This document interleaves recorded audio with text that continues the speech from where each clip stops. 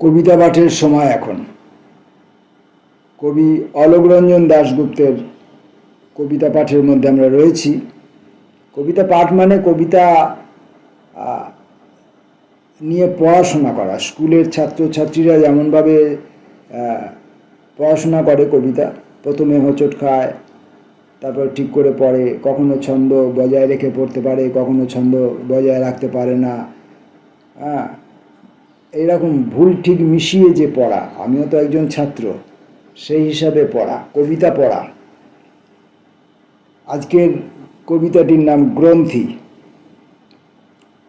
পিছনে পিছনে কারা আসে, শুধু বট নয়, শুধু তমালেরা নয়, হয়তো মৃত্যুতে ঝরা সমস্ত মানুষ পিছনে পিছনে ফোটে বাতাসের শাশ্বত কাঠপাশে।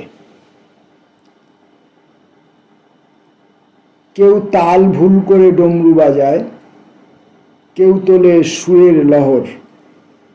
মুখের আভাসগুলি মুখ বলে বুঝে নেওয়া যায় জীবনের ক্ষণিকতা ভালো করে বুঝবার পর। হঠাৎ গ্রামের পথ একমাত্র পথ হয়ে গেল।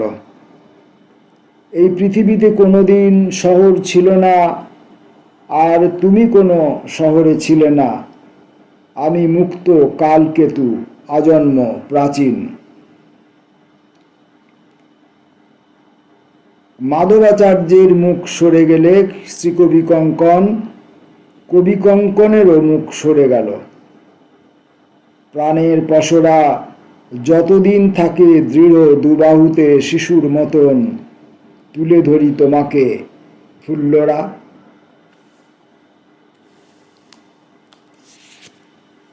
পরের কবিতাটি সূত্রধার।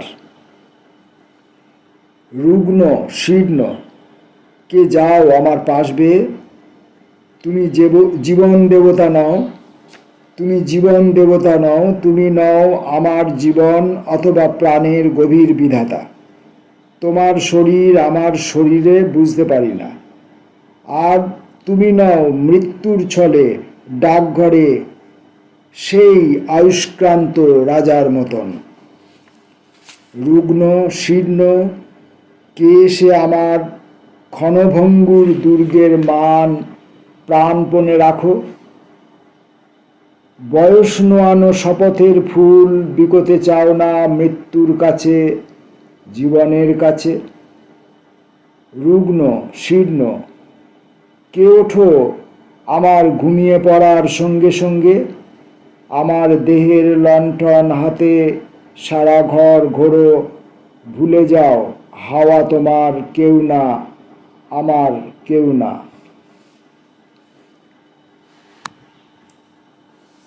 পরের কবিতাটি আবার জীবন।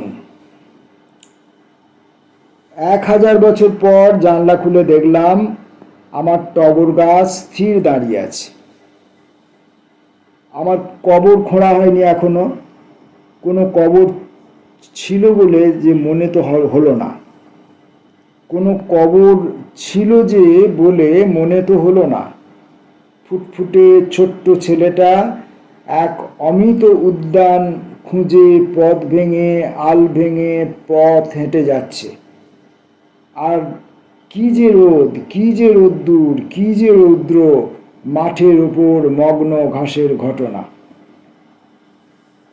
সকাল হওয়ার আগে সকাল হয়েছে বলে অন্ধ স্বামীটির চোখে ঠোঁট রেখে রেখে তার হাত ধরে ধরে তাকে চৌকাঠের বাইরে এনে একটুক্ষণের জন্য আলগা দিয়ে শেষে ঘরে নিয়ে গেলে। ওকে দৃশ্যবতী নদী বলে ডেকে উঠলাম দূর থেকে। ভগবান, আমাকেও আবার কবিতা লিখতে বসতে হলো তোমার আদেশে।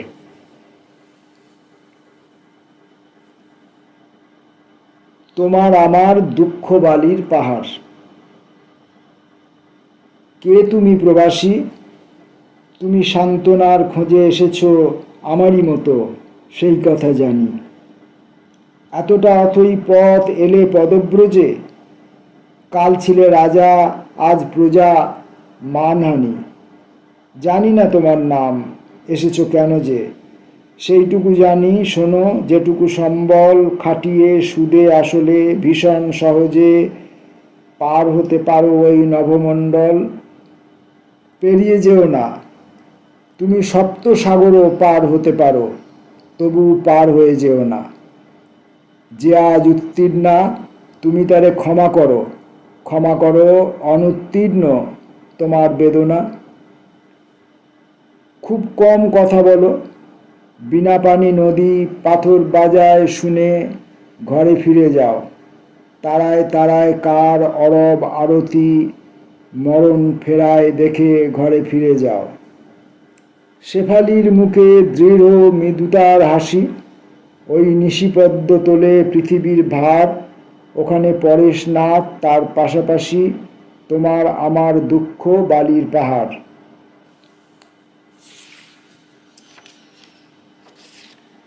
দৌহিত্রী। প্রদীপ জ্বালবে বলে অন্ধকারে বসে আছো। ও কি মৃত্যুর চেয়েও স্থির পরিকল্পনার একাগ্রতা তোমার চিবুকে? তুমি স্নিগ্ধ মাতামহের বয়স বৃত্ত করে পিতামহ প্রজাপতি ব্রহ্মার ক্ষমতা পরীক্ষা করছো। তুমি স্বচ্ছ ঢেউ রয়েছ থমকি, শিবলিঙ্গ শিলাতলে অন্ধকারের শান্ত রস। প্রেমিকের দল কাঁপে বারান্দায়। একটি প্রেমিক নির্বাচন করে নিতে হবে, আর সে প্রেমিক পিতা হতে পারে। কালের জঠল তলে তোমারও দুহিতা প্রচ্ছন্ন রয়েছে। আমি সব জানি, সবগুলি দিক আমি জানি। তাই বলি, একদিকে এক অন্ধকারে অমোঘ নিম চক্ষু জেলে রাখো, যেও না সংসারে। রাত্রির মন্দির। কার ভয় করো? স্থির খদ্যোতের সবুজ তর্জনী রাত্রির মন্দিরে জ্বলছে, অন্ধকার নিভছে। একদিন যারা ছিল, যারা নেই, তারা এই মন্দিরে সবাই। কেউ দেওদারু, কেউ তমাল, কারো বা রুগ্ন দেহ। নশ্বরতা শেষে দিব্য চন্দনের সুস্থ তরু হয়ে দাঁড়িয়ে রয়েছ। সব সেরে গেছে, সকলের ব্যাধি আরোগ্য হয়েছে। এই রাত্রির মন্দিরে তুমি ছাড়া কেউ তো অসুস্থ নেই। ওরে অন্ধ মরণ বিলাসী, ঈশ্বর তোমার বুকে, তুমি বুঝি তাকিয়ে দেখবে না? আর একটি কবিতা পড়ব, জলস্থল। এই কবিতাটির 3টি অংশ। 1 নম্বর। স্মৃতির চন্দনা ডাকে, আমি তীরে বসে, কিন্তু নদী কখন গিয়েছে ঘুরে। পিয়ালের মতো ছায়া মেলে অধর বিছাই জলে, কিন্তু সাদা মেঘের তপতি ভালো করে বুঝেছে যে তুমি, যে হঠাৎ সরে গেলে জলের আভাস থেকে মাটির আড়ালে। সব গতি যেখানে নীরব, সব অগভীর চপল দরদি প্রেমিক যেখানে ব্যর্থ সমবায়ী স্বর্ণদ্বীপ জেলে। 2। স্মৃতির চন্দনা ডাকে, 2 হাতে মেঘের জলের মেখলা আঁকড়ে ধরে কেঁদে উঠি। স্মৃতির চন্দনা ডাকে, 2 হাতে জলের মেখলা আঁকড়ে ধরে কেঁদে উঠি। এ আয়ুর অরণ্যে রোদন, এবার সমাপ্ত হলো আমার সমস্ত আয়োজন। আর তুমি আমার নও। মগ্ন অরূপের কারুকলা এবার নতুন রেখা এঁকে দেবে তোমার চিবুকে। ঈশ্বর তাহলে বুঝি এইবার তোমার শিশুকে অস্বীকার করে ফের অনার্ত বা হিরণ্য ভরণ দেবেন তোমার অঙ্গে। চেয়েছিলে অপরিবর্তন, অটুট প্রেমের অভ্রে উদ্ভাসিত তোমার আনন। আর নয় ম্রিয়মান নশ্বরের সঙ্গে পথ চলা, স্রোতের ঘূর্ণিতে নয় সুবিনীত আত্মার ঝিনুকে। জলস্থল কবিতাটির 3 নম্বর অংশ।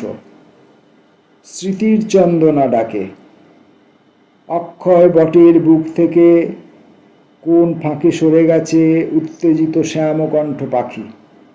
চিন্ময় মেঘের দাবি সঞ্চারিত অসহিষ্ণু মেঘে, কঠিন মাটির হাড়ে অতীন্দ্রিয় উপর চালাকি দিয়ে জিতে গেল জল। জল তার শীতল পাখায় বয়ে নিয়ে গেল সব স্বপ্ন আর স্বপ্নের উদ্বেগে জাগরি যন্ত্রণা যত, খড়ের বালিশে মুখ রেখে তৃপ্তির বিষাদ যত, জলের পাখায় লুপ্তপ্রায় প্রতিজ্ঞার ফাঁকে ফাঁকে অপরূপ পাপের জোনাকি অন্ধকারে ডুবে যায়। কারা এসেছিল, কারা যায় দেখেছ? প্রপিতামহ ঈশ্বর কি ভীষণ একাকী। কবিতা পাঠের এই সময়ে অলোক রঞ্জন দাশগুপ্তর কবিতা থেকে কয়েকটি কবিতা পড়ার চেষ্টা করলাম। আজ এই পর্যন্ত, আসব পরবর্তী সময়ে। নমস্কার।